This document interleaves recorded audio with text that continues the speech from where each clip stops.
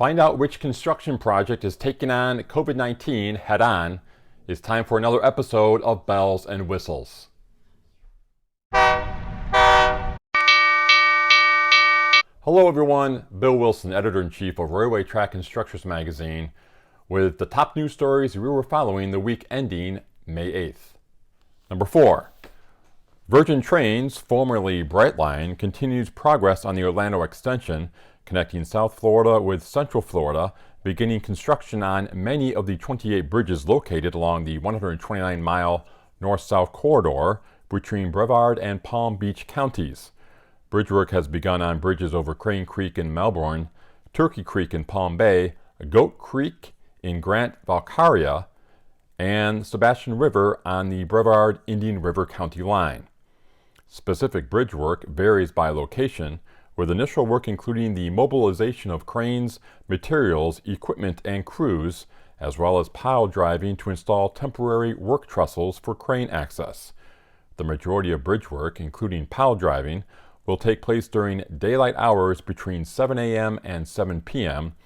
Bridge work is expected to continue until mid-2022. Number 3. Before the COVID-19 pandemic put a sledgehammer to the nation's economy, Atlanta's MARTA was planning on a big expansion. Now it might be looking at a big contraction. The Atlanta Regional Commission held a webinar this week addressing the future of mobility in the region, and there still appears to be more question marks than answers. More MARTA, which came with a referendum that voters approved in 2016, is a $2.7 billion program that will include 29 miles of new light rail and upgrades to the agency's existing infrastructure. Back in February, ARC officials also gave the thumbs up to a $173 billion transportation plan that will use federal, state, and local funding over the next 3 decades for things like transit expansion and alternative transportation upgrades. However, before moving forward on anything, officials need to know where they stand after the pandemic is over. MARTA could decide to trim some projects or delay them. Number 2, you are not supposed to be able to work around something you can't see, but the Long Island Railroad is dealing with the COVID-19 pandemic while still working on its $2.6 billion third track expansion project. The third track, officially called the LIRR Expansion Project, involves building a 10-mile track to help fix a congested hotspot on the main line between Floral Park and Hicksville, New York. The addition of a third track will help the LIRR increase capacity and adjust to service disruptions more quickly. Since the project is spread out over 10 miles, practicing social distancing at the job site has not been a challenge, but it did require some adjustments. LIRR and third track constructors' workers are usually in very small groups, mostly made up of 2 workers, and extra personal protection equipment is used if social distancing cannot be accomplished. Workers try to avoid sharing tools, which are disinfected every day. Inspections that are usually done in person are now done off-site with GoPro cameras. Number 1.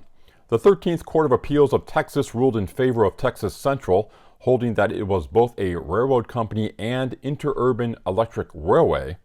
The appeal ruling comes after a 4-year-long court battle waged by landowners and rural legislators along the proposed route in Leon County, Texas.